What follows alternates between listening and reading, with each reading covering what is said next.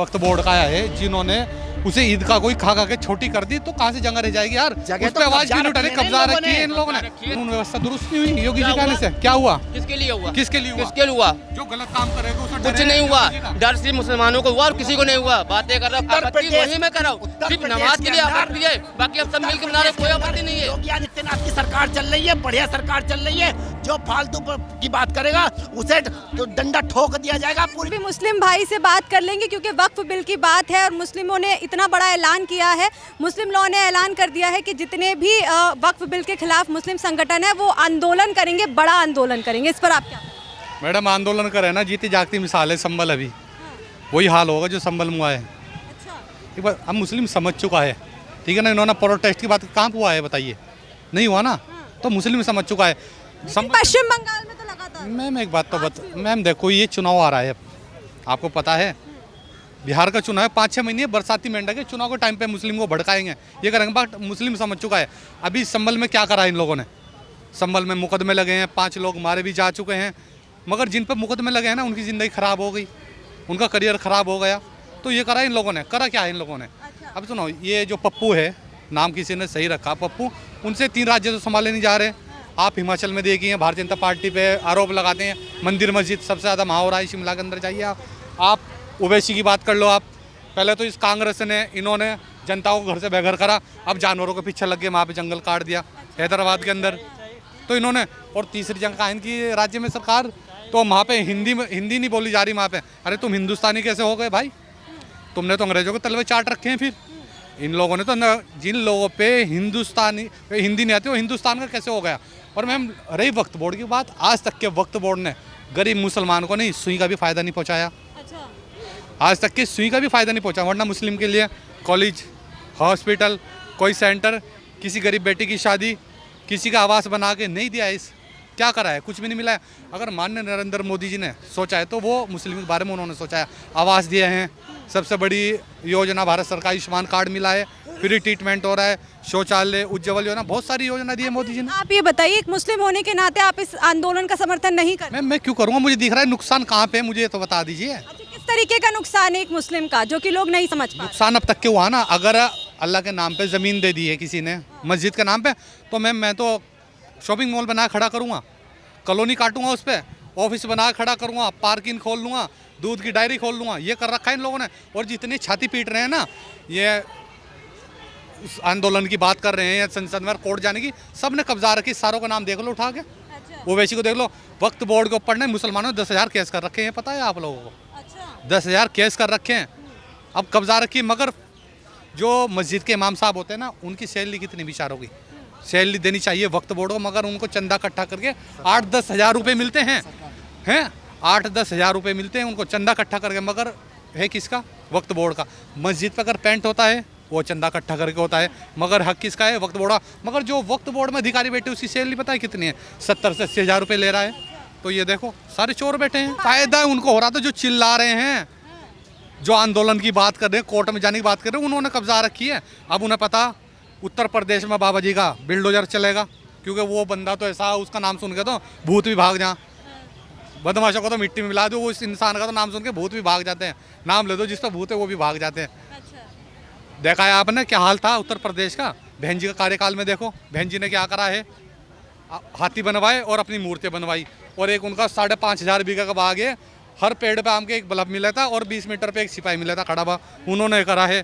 अखिलेश जी ने देख लो क्या करा है, दंगे, उन्होंने मुसलमानों में मुकदमे लगवाए और टोपी पहन कैसे जावे जैसे सबसे बड़ा मुसलमान ही है, इफ्तार पार्टी करने।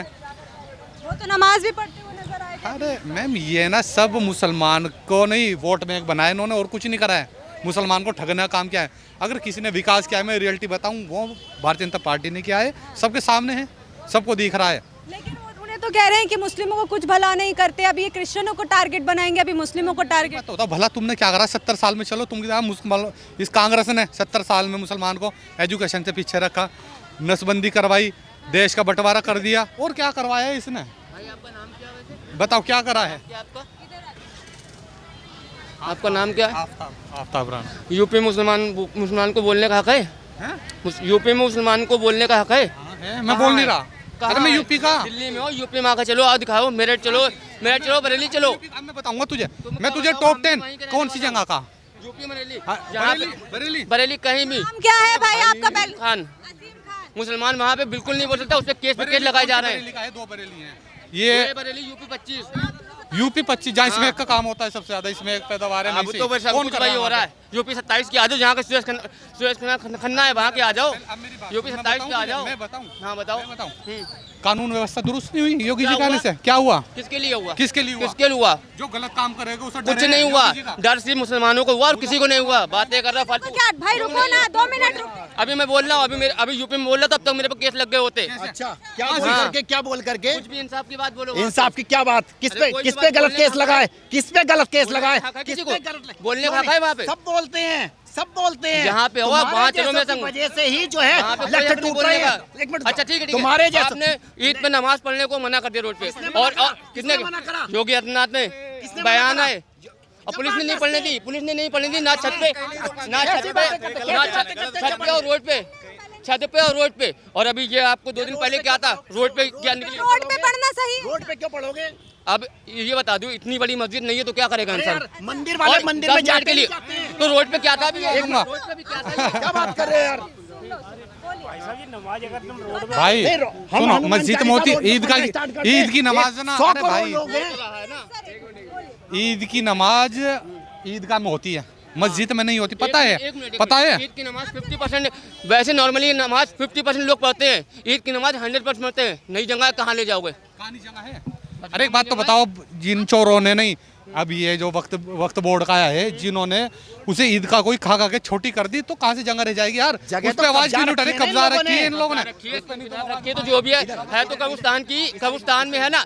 अरे आप क्यों? अच्छा ये बताइए, रोड पे अभी ये कौन सी वो थी जो रोड पे निकली है, क्या बोलते हैं उसको, अभी जो हाल ही में हुआ 2-4 दिन पहले जो नवमी की शोभा यात्रा। वो रोड पे थी ना, तो 5 मिनट नमाज पे रोड में क्यों नहीं पढ़ने दिया? सुनो, तुम्हारा ताजिया निकलता है, किसी ने आपत्ति जताई?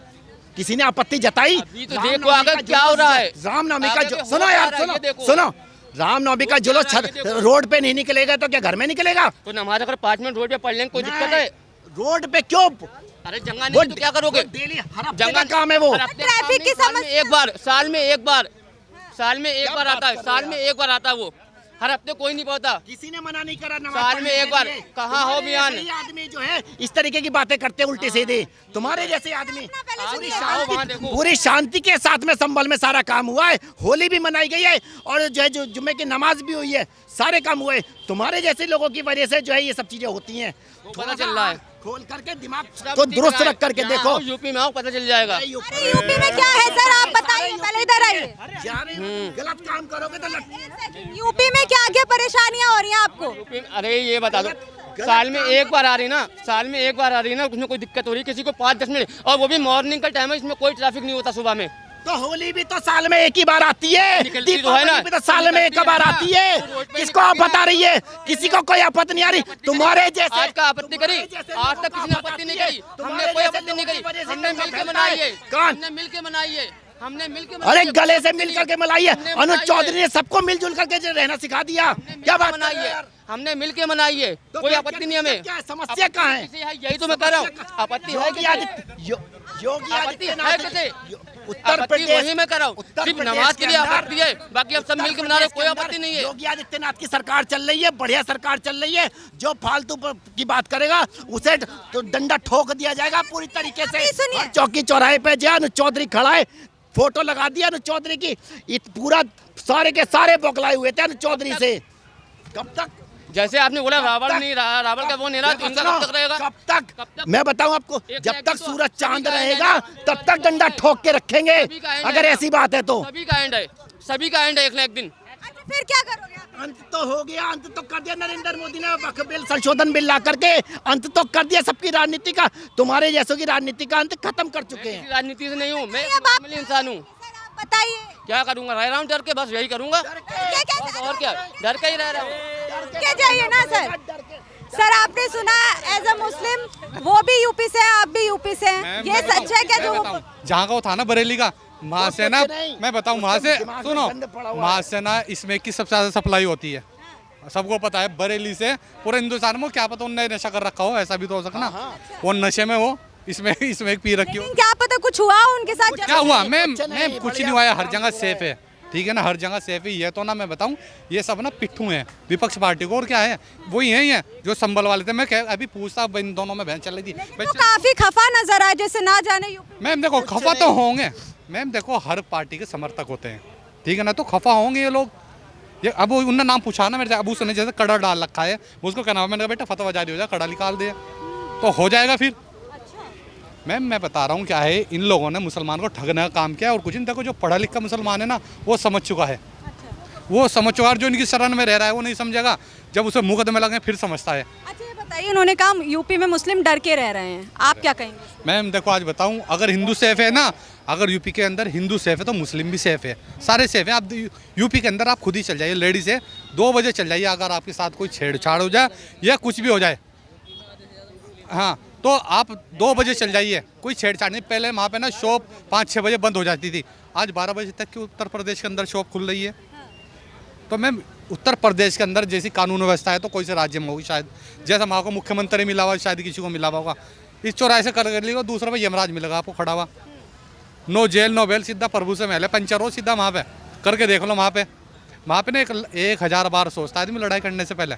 मैंने मैम आपको शुरू में बताया तो उसका नाम सुन के तो भूत भी भाग जाए, बदमाशों को तो मिट्टी में मिला दिया उसने। राहुल गांधी ने भी बड़ा बयान दिया है कि अभी इन्होंने मुस्लिमों को टारगेट किया है, अब आरएसएस जो है क्रिश्चियनों को टारगेट करेगी। तो तुम क्या झक मरा रहे हो?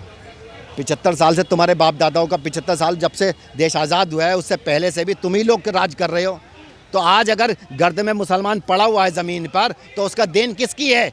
क्रिश्चियन अगर क्रिश्चियन तो है ही, कितने से परसेंटेज हैं? तुमने तो किसी के लिए भी कुछ नहीं किया। और मैं बताऊं आपको, राहुल गांधी तो पहले ही हार मान चुके थे। उस दिन जिस दिन वक्फ बिल जो संशोधन बिल जो है लोकसभा में पास हो रहा था, तो राहुल गांधी और प्रियंका गांधी वाड्रा और सोनिया गांधी जी तो उसमें थे ही नहीं। वो तो पहले ही नरेंद्र मोदी जी के चरणों में इस तरीके से झुक गए थे। उनने कहा भैया आप ही कर लो जो करना है, उन्हें हमारे बस की बात नहीं है। उन्हें पहले ही नतमस्तक हो गए थे नरेंद्र मोदी जी के चरणों में। उन्हें कहा हम जा रहे हैं घूमने के लिए, उन्होंने कहा तुम पास कर लो, क्योंकि पता था सबको कि पास होना है। और ये तो खामखा का बवंडर करे फिर रहे हैं, कुछ नहीं होने वाला है, क्योंकि सबको पता है लोकसभा में पास हो गया, राज्यसभा में पास हो गया, राष्ट्रपति जी के साइन होने के बाद में कानून में तब्दील हो जाएगा। जो इसका उल्लंघन करेगा उसके लट्ठे टूटेगा, इसके अलावा कुछ नहीं होने वाला है। अच्छा तो अभी सड़कों पर उतर रहे हैं, इनके खिलाफ फिर क्या किया जाएगा? लठ पड़ेगा, लठ दबा के। अनुज चौधरी हर जगह पर, हर जहां भी प्रदर्शन करोगे इस तरीके के उल्टे सीधे, और कोई भी सरकारी संपत्ति को नुकसान पहुंचाने की कोशिश जरा सी भी जहन में भी सोच भी लिया ना, तो ये ध्यान रखना अगली 2-4 पीढ़ी नहीं, अगली 10 पीढ़ी भी उसकी वसूली करती रहेंगी। तो ये समझ लेना कि हर जगह जो है, उत्तर प्रदेश में तो देख भी मत लेना इस तरीके से आंख उठा करके भी। और जहां ममता बनर्जी कह रही है ना कि मैं देख लूंगी, मैं कर लूंगी, ममता बनर्जी तो 2 इलेक्शन के बाद चली जाएंगी, वसूली तुम्हारे से ही होगी, तुड़ाई तुम्हारी होगी, जितनी संपत्तियां तुम्हारी हैं उन्हीं से वसूली होगी पूरी तरीके से। तो इसलिए बलवा करने की किसी तरीके से भी जरा से भी